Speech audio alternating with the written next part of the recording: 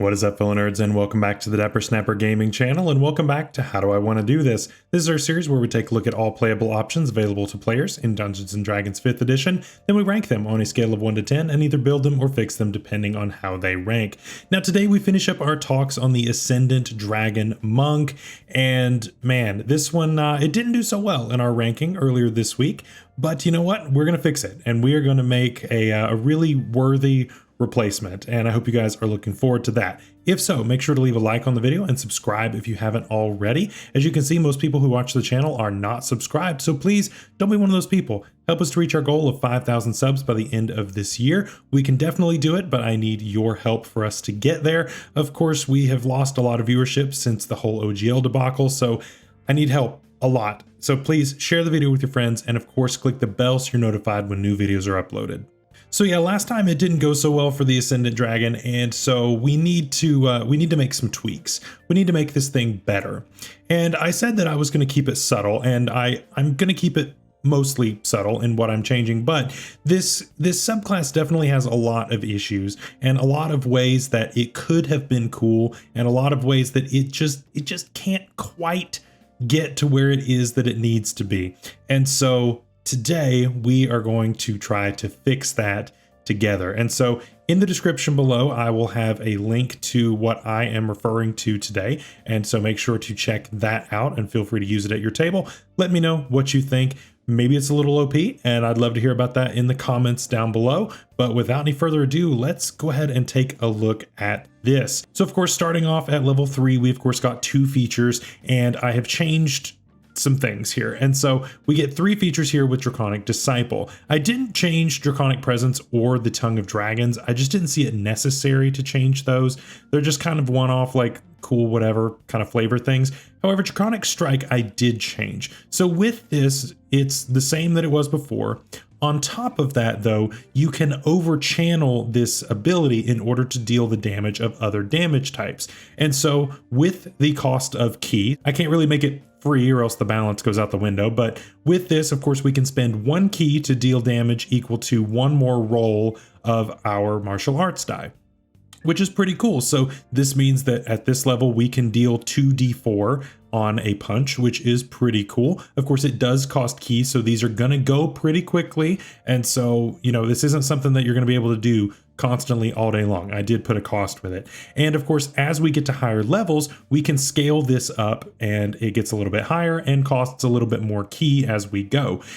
The cost to benefit is not always going to end up working out, but I wanted to make sure that there are options in order to enhance our damage. And of course, this doesn't work with our regular bludgeoning damage, so this would not work out with something like Crusher, for instance, although it would work with Tempest Cleric, so that may be an interesting area that could get a little messy, but I do think that this is still pretty cool, and you do have to take a lot of levels in Monk specifically in order for this to work out. It's not something that's based on proficiency bonus, so it is based on your level in Monk. So I think that that's a really nice way to actually balance something like this. Next up, we have the Breath of the Dragon, and this remains largely the same, except for the fact that I have now buffed it also by 1 martial arts die roll. And so we now start at 3 and then we go to 4 at level 11. And you'll notice once we get all the way through this, the buff that we would have gotten at level 17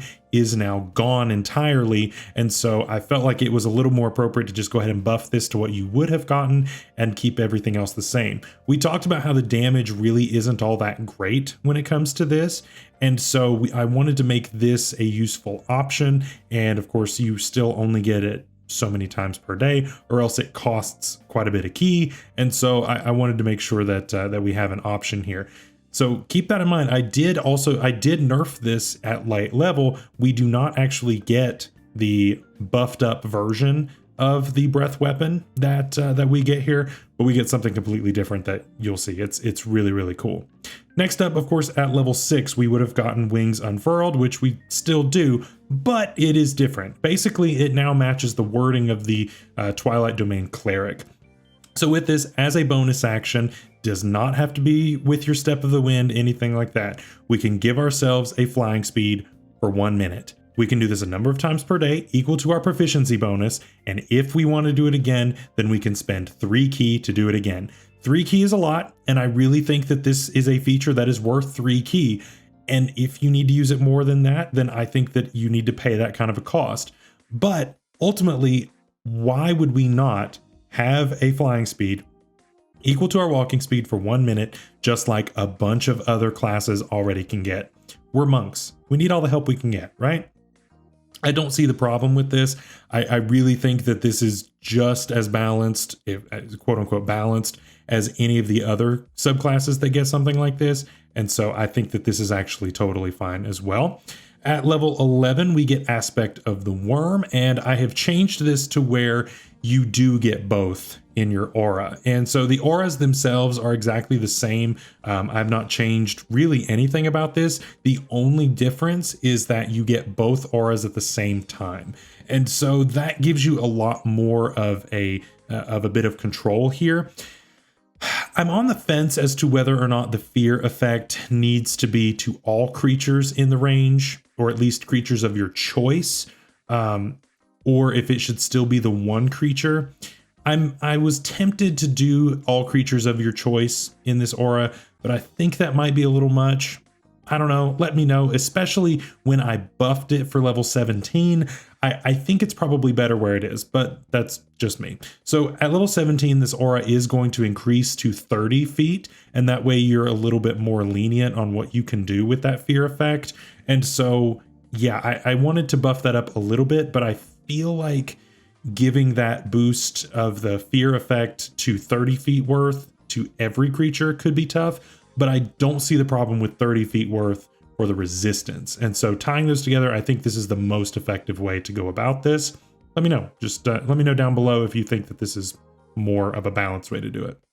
Finally, level 17, the Ascendant aspect. I completely changed this. I gutted the whole thing, started over, and honestly, it's just super simple. Why can't I just cast Draconic Transformation? That's essentially what it was trying to emulate before, right? It's giving you already had the flying speed once per turn, so we had something like that. We had a breath weapon, we had blind sight. And so it's trying to kind of give us that. Of course, I did take away the little explosion. I think with the buff that I gave the Aspect of the Worm earlier, I think that the 30-foot explosion is a little much. And so I did take that away, and I think that that's fine. I think that taking that away is a fine nerf.